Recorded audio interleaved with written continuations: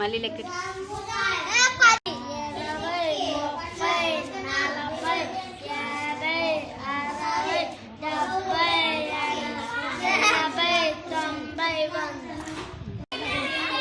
10 పదులు ఎంత?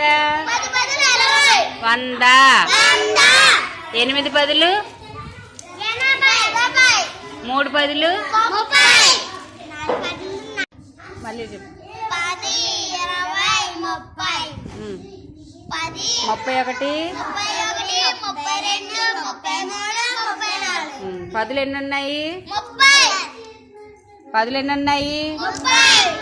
3 ఉన్నాయి. 10 రూపాయలకి అయితే ఎన్ని ఉన్నాయి?